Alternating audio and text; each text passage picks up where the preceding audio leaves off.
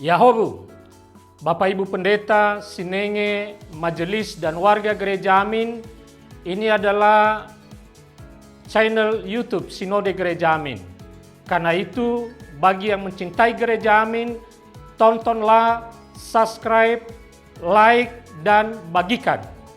Gereja Amin yang tangguh, mandiri, dan peduli.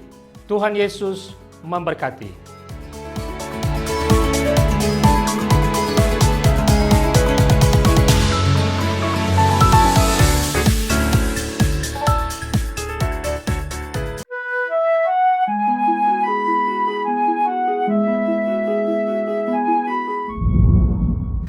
Sahabat DKB, sungguh bersyukur pada Tuhan kita dapat kembali bertemu melalui acara Wasiat Kekal pada hari ini, sebuah program yang menolong kita untuk menjalani hidup sesuai dengan kehendak Allah. Saya Pendeta Arlianus Larosa.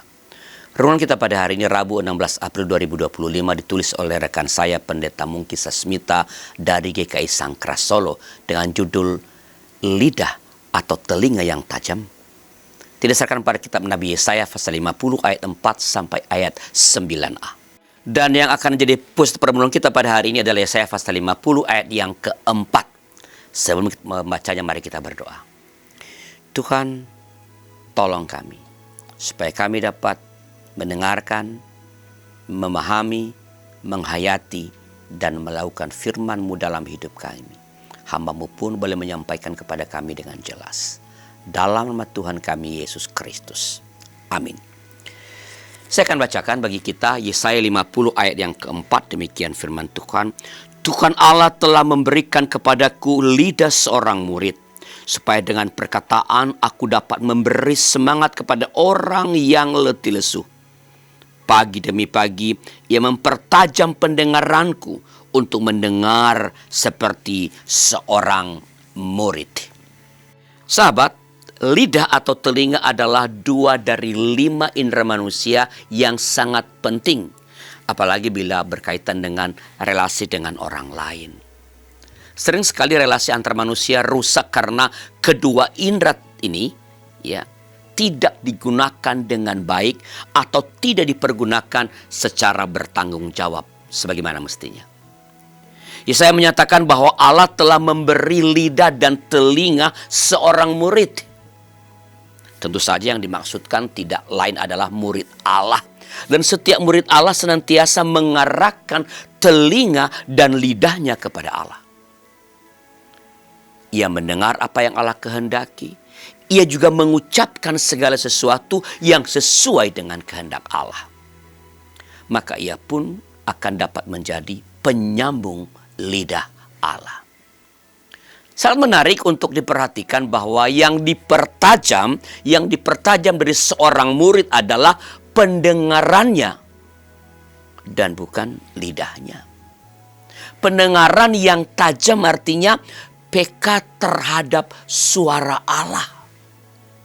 Dan hanya dengan sikap yang demikian ia akan dimampukan untuk menumbuhkan kekuatan dan pengharapan baru melalui kata-katanya kepada mereka yang letih lesu dan berputus asa. Sahabat, mari kita perhatikan diri kita. Indera manakah yang lebih tajam? Apakah telinga kita atau lidah kita? Mari kita mempertajam pendengaran kita terhadap suara dan kehendak Allah, supaya kita dimampukan untuk melembutkan lidah kita bagi sesama kita. Dengan demikian, kita akan dapat menjadi berkat bagi yang letih lesu. Sahabat, sebelum mengakhiri renungan ini, saya punya pertanyaan untuk Anda. Menurut saudara, apa yang membuat banyak orang sulit mendengarkan? Apa yang biasanya membuat banyak orang sulit untuk mendengarkan? Yuk, jawabannya tulis ya di kolom komentar. Dan bila di antara saudara ada yang ingin didoakan, punya pergumulan tertentu, silakan kirimkan ke kami melalui nomor 0812 8188 9191.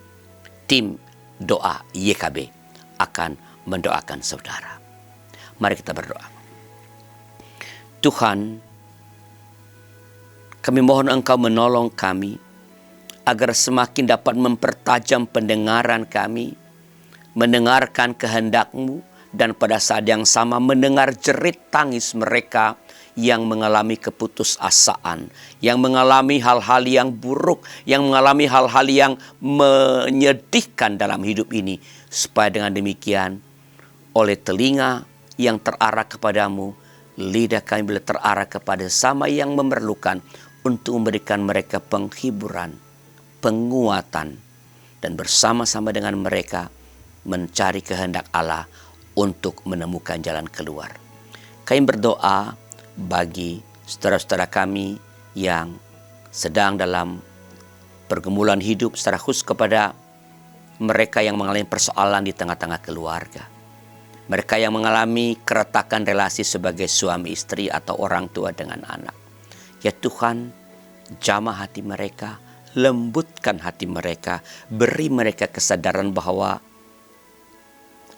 memperpanjang perdebatan, pertengkaran, konflik tidak akan membawa apa-apa yang baik. Biarlah mereka boleh saling merendahkan hati, merendahkan diri seorang dengan yang lain, dan oleh itu dapat menemukan jalan keluar dari pergumulan persoalan mereka yang kami tahu Tuhan sudah sediakan. Terima kasih Bapa, sempurnakanlah doa kami, karena kami naikkan kepadamu dalam nama anak-Mu Tuhan kami, Yesus Kristus. Amin.